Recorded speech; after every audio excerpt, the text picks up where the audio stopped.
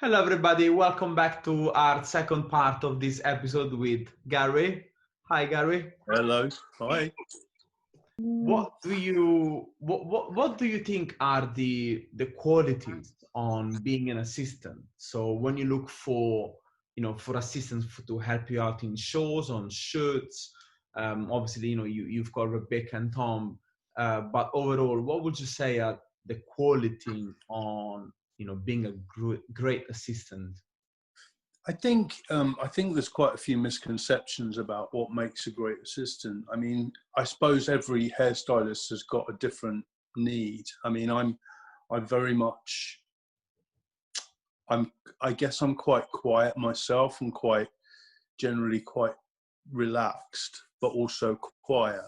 And I think I don't want someone really noisy coming into that environment. I find that a bit unsettling. So for me personally, I like someone who's kind of quiet but chilled, but organized, someone who's going to use their initiative. And it's not about skill as a hairstylist.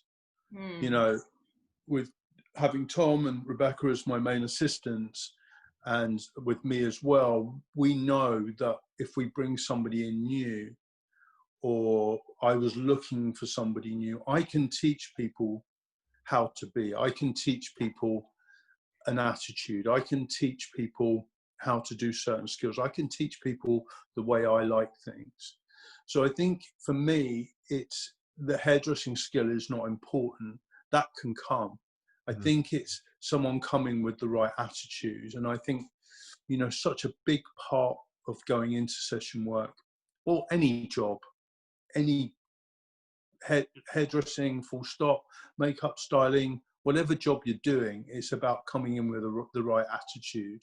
And someone who's going to come in and just sort of allow themselves to slowly fit into the process and slowly just understand our ways and slowly just keep asking the right questions and being in the right place at the right time for that to happen. And for me personally, that's really important. Someone who's going to use their initiative, someone who's not going to be too quiet and wants to come in and prove what they can do. It's not about proving what you can do. It's about kind of being an open book to learning a way, because I have most probably a very different way to, say, Duffy or Anthony or, Paul or, whoever, Cindy or Jawara, Holly. Every team dynamic is different. And for my team to run how I want it to run relies on a certain characters. And the characters, I think it's good to have a mix of characters, but for me, it's a big thing. If someone can be the best hairdresser with the best skills, but if I'm not feeling it in terms of their vibe, I can't not, that's all I think about. I'm not thinking about, I can put up with that because they're amazing at braiding. It's such a team effort once we all start working together on a show or on a big shoot where there's a lot of models. It's such a team effort on getting everything right. And sometimes that's done in complete silence. Yeah. It's just slow, we've got to know the rhythm. And I guess it's someone coming in and fitting into my rhythm. So, but I think it's essential also. And I think, there's various places where you can learn that, is coming into, and something I wish I'd known where I wasn't having to learn on the job, is coming in with certain skills like being able to, tie hair off well, various tonguing, just kind of some basics. So when you first go into the team and someone says, can you come and tie this off? That you're not like, what do they mean? What's tying off? Yeah. I'll tie a ponytail with elastic band. What's the tying off? I think it's good to understand language and have some understanding of those basic processes from a technical point of view. Gary, we know the power of an assistant. We know how important are assistants. And would you like to say your view on how crucial is having good assistants in your team, and why why they are so important? I mean, being an assistant in general, why is it so important?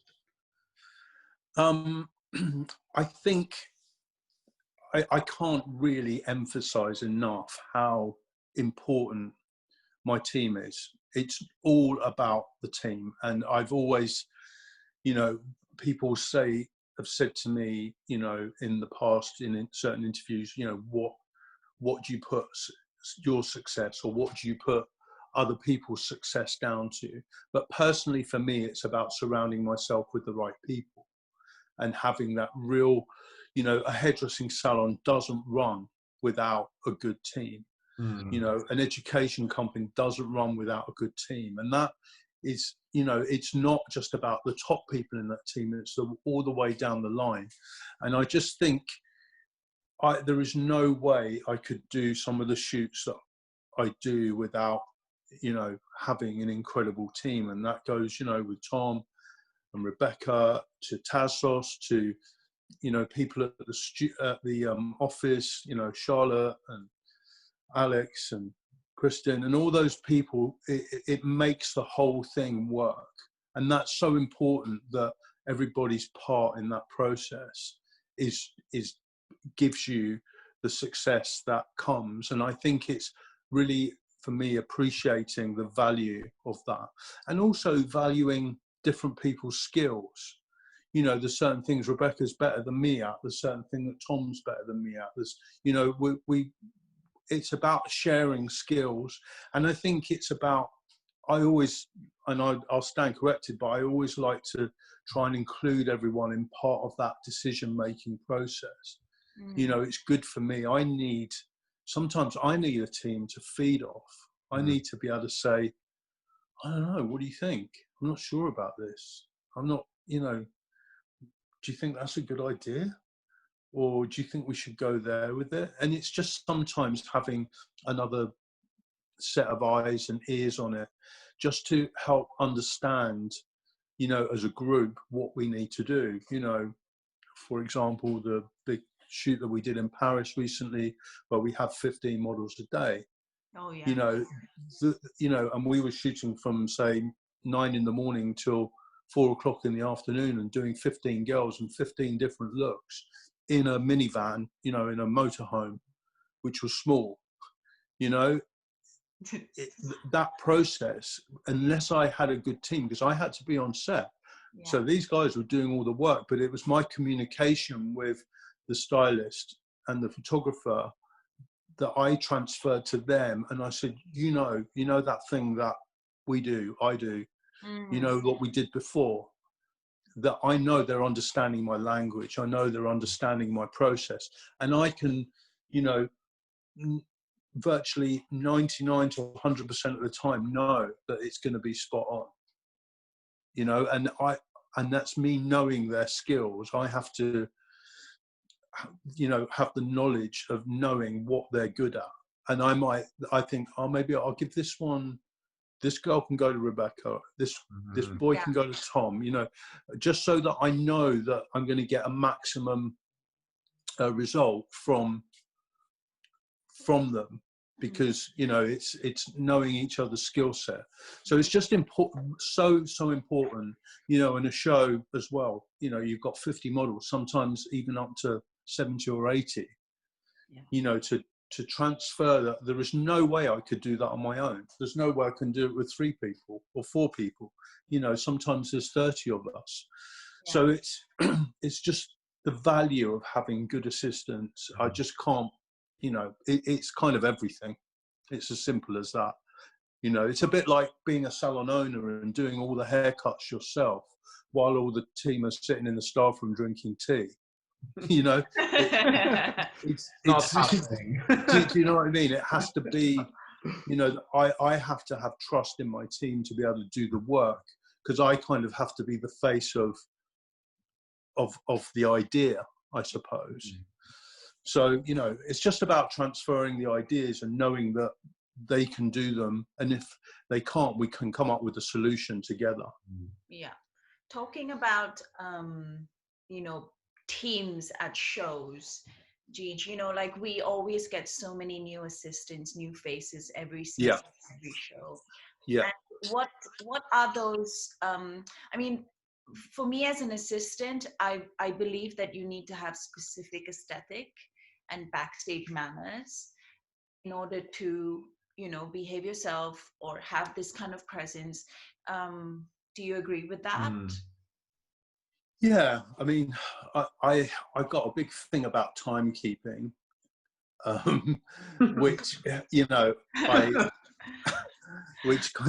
always have done. I always, you know, just about being ready, and I think getting yourself in a zone to start something. Right. So you know that's really important to me. I can't rush into something and just go, oh, here I'm late, but I'll just start. I just can't do it. It just doesn't work for me. I'm just unconfident. I'm all over the place. So I kind of expect everybody to be on time. Again, it's similar to joining the show team. You know, people, I'm always watching, you know, we come up with the idea, we practice the idea, you know, we practice it and show the designers, and then the next day we come and we have to transfer sometimes, for some brands, 4 days of testing into 20 minutes to talk to the team. So I need people to be on time. I need people to be paying attention.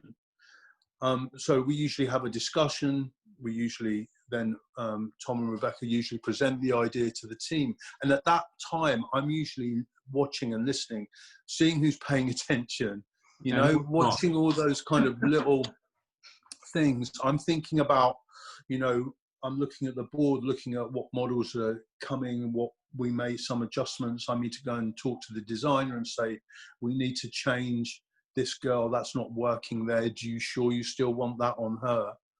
You know, so there's lots of other things I have to do during that time. And I need to trust Tom, Rebecca, Tassos to show the rest of the team, explain to them what we're going to do. But in that 20 minutes, I need people to pay attention. And that is so important for me, that everyone's focused and really in the zone with what we have to do. And I always make it really obvious and that people can understand that they can ask questions. You know, I want people to say if they're not sure. I want to know that people have understood 4 days worth of work in 20 minutes, which I know is hard, but for me, that's really important. And then just, you know, people who are, you know, if they haven't got a model in the chair, they're going to look to help others. They're looking around, you know, they're just generally aware of what's going on, and you know they're ready to go, and they're using their initiative again as well, and can see somebody's struggling or they need more heat, or you know they need to move power around, and just all of those little things. I'm picking up on that all of the time, and it's really important that we build a kind of a team and tribe who are all thinking in the same way. I think because obviously me, you know, coming to assist you guys a few times, and you know, which is what was your experience? It's a great experience, but obviously I look at because I run my own company, and I look at more on a different way, and I really realize the importance of a team, because what it's an assistant for in the session world is different from what an assistant can be in the hairdressing world. Because if I speak to my students and I say, you know, sometimes someone comes to me, so I want to get into session, I say, you should, you know, start to see someone, you know, who's is good, and etc., etc. And the first thing everyone, you know, look at me and say, assisting? What do you mean? I'm not an assistant, you know. I'm a stylist. So it's a very different conception of being an assistant. And I find it fascinating, the power of teamwork. You know, I think in one of the latest shows that I came, Gigi, it was very hectic, and as all the shows are super hectic. And, you know, it's good to see that everyone is helping out each other. You know, if you see someone who's not maybe very experiencing, I know, with the elastic, you send them to diffuse dry, you send them to prep or to tone their hair. And you don't feel bad, you know, if Rebecca comes to me and say, hey, just leave this elastic here, just go and do something else. I'm happy to go and, you know, give my better skill to help someone else. Yeah.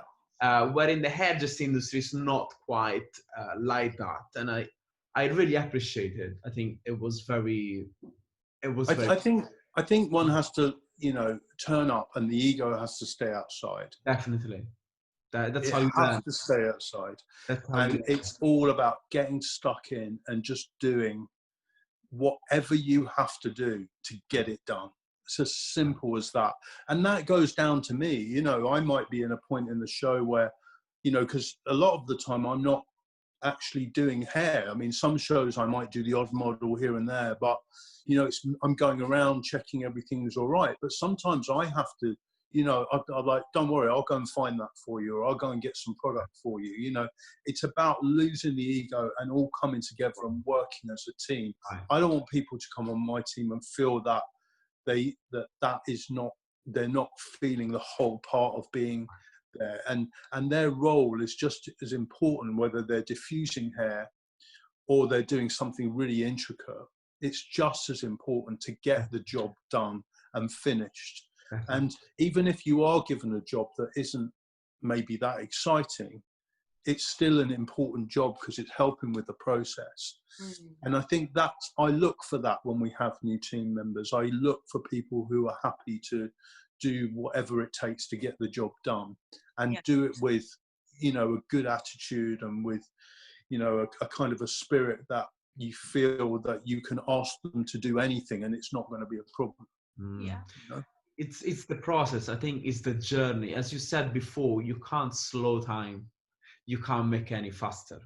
And I think, again, when we speak to our students, everyone is thinking, oh yeah, okay, maybe I can go and do a show for Balenciaga or for Gucci, and I'm going to do the hair, where actually everyone is looking at the arrival point where there is a big journey in between. And that journey is beautiful, is experience, is learning, is sharing, you know, being in a room with 30 other hairdressers and see how they do things, and following, you know, your instruction, your vision, your experience is such a valuable time, that then when your time will come to be, you know, the main session stylist, the main hair artist, then you will know how to handle the moment and the stress better.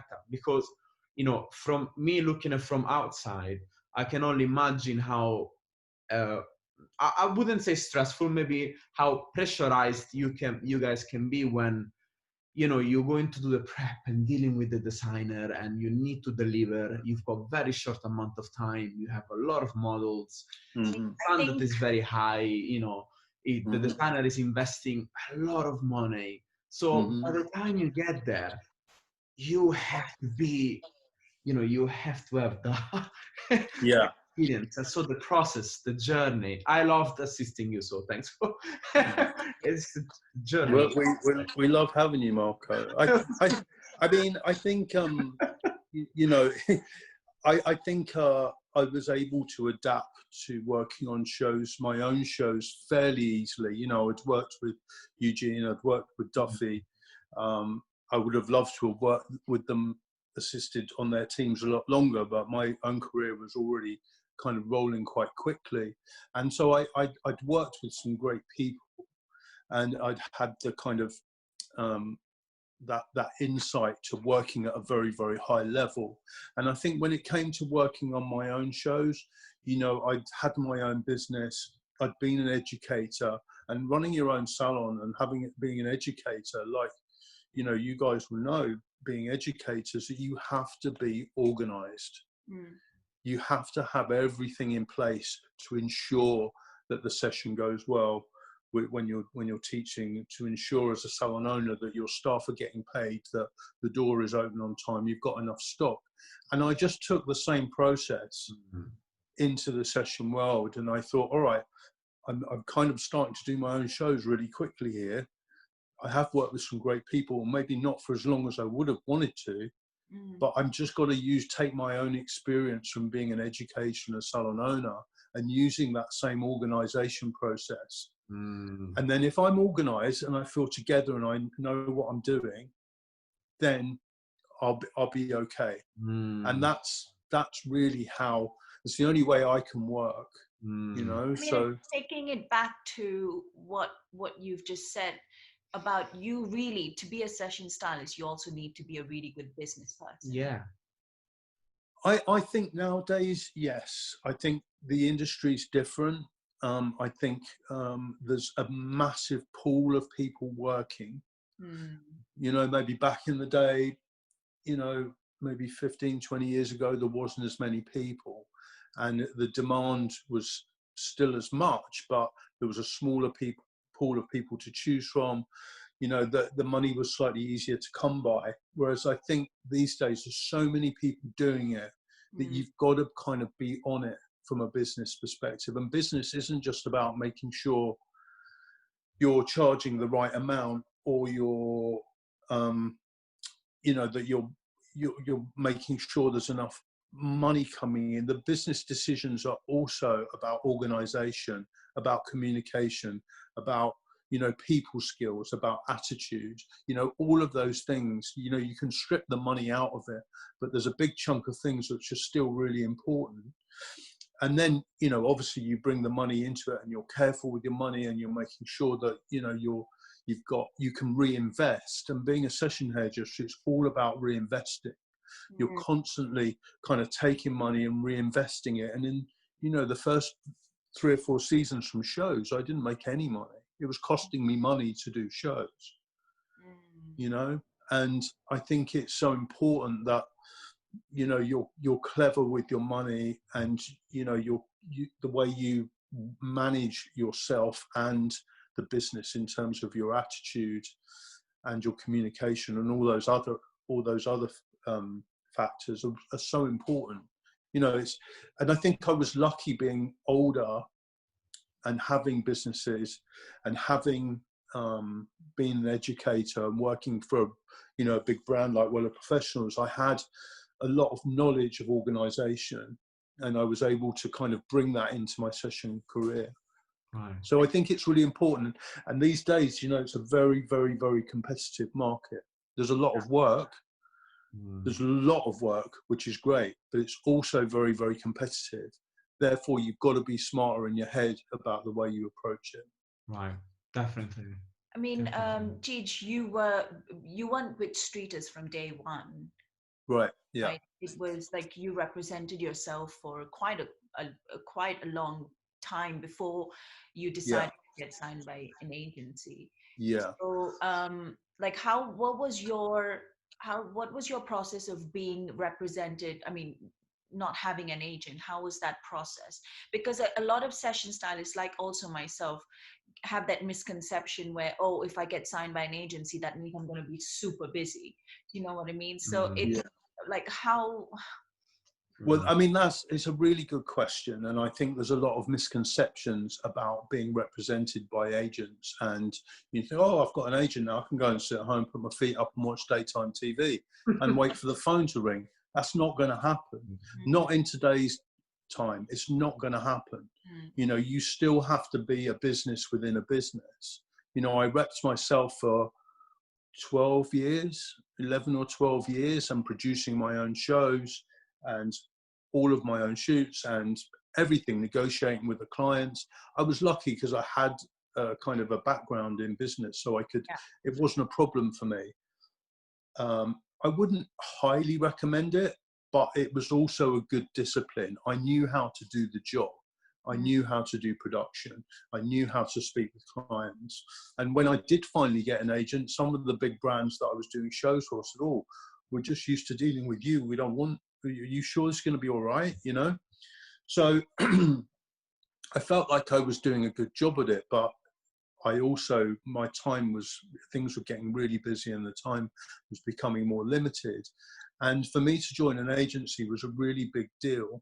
You know, it was, I really was having to put all my trust in the business that I'd built for myself in 11 or 12 years into the hands of strangers. So that process was really important for me to decide on going with the right agency, and not going too soon, and making sure that everything was in place, and, you know, choosing the right people within that agency that were going to look after me and that were going to understand how I wanted things to be. And I think as a young artist, I think it's really important that you take your time in choosing the right agent, and you take your time in making sure that, you know, you're making the right decision. Because, you know, you know, Streeters are fantastic. They're a great agency. I can't thank them enough for what they've done for me. And they've allowed me to be the artist that I wanted to be. And that's so important. It was always part of what I wanted. I wanted them to understand that that was really important to me. And I think for young artists, it's really important that when they go to an agency, that the people representing them have got to understand who they want to be, what their aesthetic is, what sort of clients they want.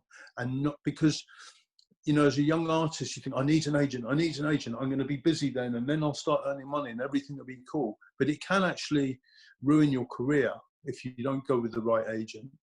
Because all of a sudden you'll start doing work, you think, God, I don't know if I wanted to do this, and this isn't really me, and I don't know if I wanted to work with all these people, and it's not really my vibe, but I better do it because I'm here. And then all of a sudden your career's changed into something you didn't want it to be. And I think that that's so important, that you're going with the right agent who's going to, you know, understand what you want. And you have and I think, you know, it's very important to have a good idea of what you want. You know, you don't just kind of say, well, I don't know, I'll do whatever, you know, whatever, I don't mind, whatever you want. I'll just do it. I just don't think that that's the way to go forward. You need to kind of set yourself out. You need to go, this is what I'm about. This is who I am. This is how I want to be represented. And have a very, you know, it has to be a collaborative process. And I'm very lucky at Streeters that process is very collaborative. You know, and I never want to be forced to do something I don't want to do. And it's not usually, I don't want to do it because I feel like having a day off. I don't usually want to do something because it's not fitting right with me. There's something that is not fitting right. And it could be many things. But I think that that's so important, even as a young artist, that you've got a voice with your agent and the person who's representing you. Because you can ask lots of big artists now and they'll say, I went to my first agent and I thought I was going to be rich in 6 months, and it didn't happen. You know, and that process is a time process as going as a young artist, you know. So I think that, you know, that decision-making process to go with the right agency. And the person who's, you know, my agent Charlotte, she's incredible. She understands me, she gets me, we have a good dialogue. And it was very important for me that I met her a lot of times before I decided to go with her. So I just knew that she was understanding how I was and what I wanted, you know. And, you know, she was experienced, she knows what she's doing. And I needed to know that. I needed to know that someone who was going to take the reins of my business had hold of them tight and they knew what they were doing with them, you know. Definitely. I mean, talking about knowing what you want and who you want to be in the industry, like the industry is so saturated with so many young artists like myself, wanting to be one of the best session stylists like you. And, you know, I ask myself the question, I sometimes get very lost in it and ask, like, who am I? What is my aesthetic? And why is it so important to build an aesthetic? And how does one stand out from the crowd? I think that it's such a good question, and it's so relevant to what we're talking about. It's so relevant that there's this, you know, we're talking about this with such a saturated market, because you're constantly having to make a point of difference. And I think that that is so important. And I, even in the beginning of my session career, I was working and things were going okay, but I was still doing work. And I was thinking, I don't know, I'm not sure about this. I don't know if I like what I'm seeing. Is this who I am? Is this the job? I don't know if I want to do this, you know. And I went to see an agent very, very early on in my career, not because I wanted to sign with them, but I wanted to get a kind of an idea of where my book was at. Okay. And she said to me, your book's good, I can see you can do hair. However, I don't know who you are. It's all over the place. Okay, that's. And then I thought, you know, in my kind of younger, arrogant days, in my head I thought, you don't know what you're talking about. I can do everything. Excuse me. What Sorry. did you On the outside, I was just going, yeah. And on the inside, I was like, she don't know what she's talking about. However, I remember leaving that meeting and that being kind of resonating. It was reverberating around my head, and I was kind of annoyed about it for about a minute, because then I realized, I thought, you know what, she's right. She's so right. And I looked from my book and I thought, yeah, I don't know what's going on here. It's all over the show. Great pictures, but it's all, there's no cohesion. It doesn't join together. It's not saying what I'm about. There's no influence. There's nothing here. And so I had to kind of completely rethink that whole process. So, you know, I went away and thought, right, you know, I've been doing those shoots, haven't really enjoyed it. I don't really enjoy the results. I'm going to stop doing that. I've been doing this work. I'm going to stop doing that. I really need to look at what I'm about. Who am I? You know, what do I represent? What have been my influences throughout my life?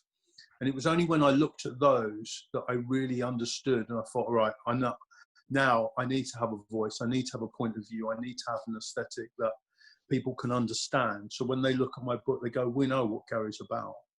And that started a whole process of, you know, the new evolution of, you know, creating aesthetic, being known for something, and being your work being, I know who did that. You know, I wanted that. I wanted to know that people knew that I did it before they knew I did it, you know. And I think it was only then, and then I started like really researching the sort of photographers that I wanted to work with, and the sort of stylists that I wanted to work with, and trying to kind of build a picture of all of them fitting together. And that's when it started to come together. And I think building a point of view and an aesthetic in such a crowded marketplace is so important. And you might have a shoot come in and think, yeah, it's cool, but it's not me. So why am I doing it? You know? And I think that has to continue throughout your career.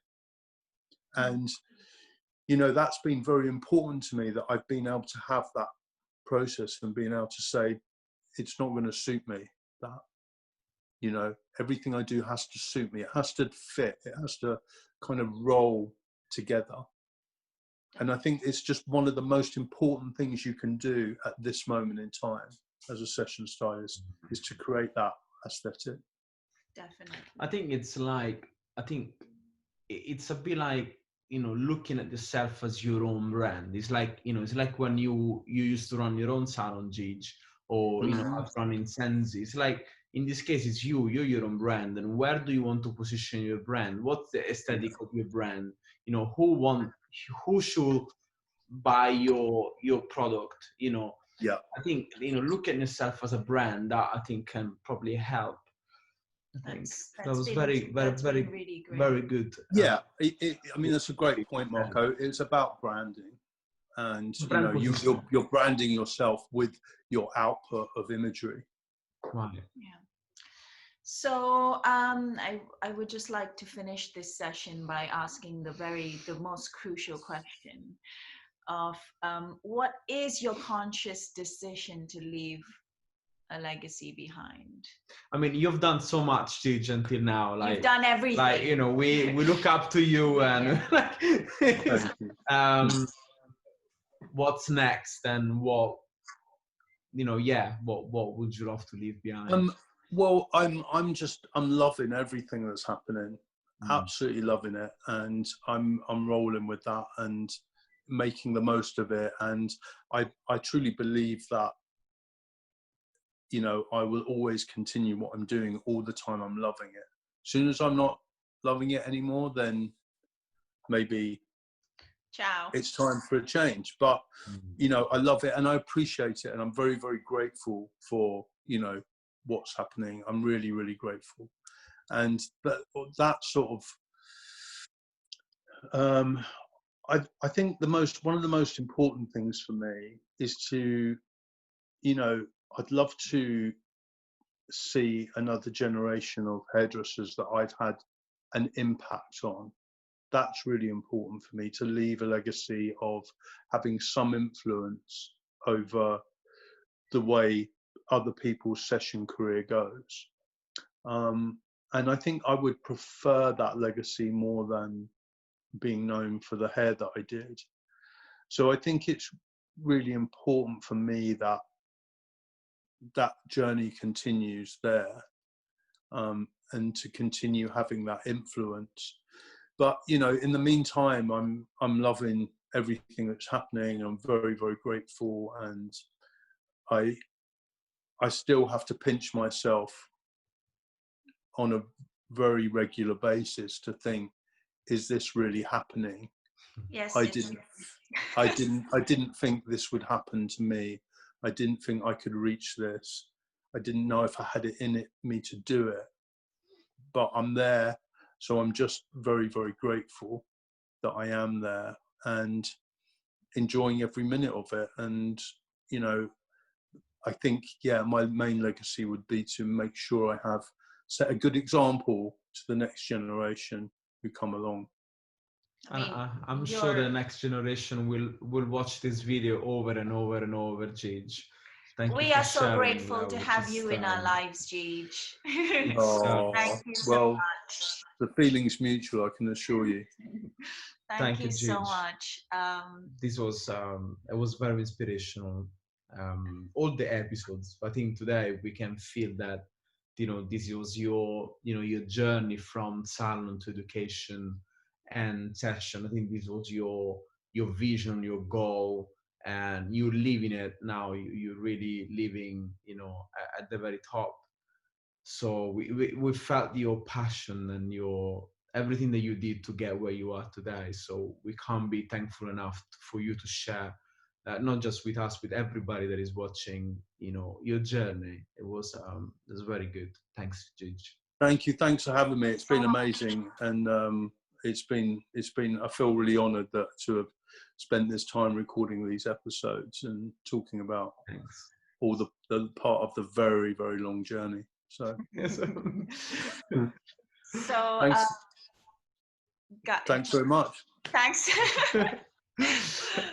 So we will speak soon. Thanks everybody for watching. Thank you so much, everyone, for watching. Lots of love, and share this with your friends, please. And you know, just get Gary's experience, you know, through the industry. Thanks a lot. Bye. Thank you. Bye-bye. Bye.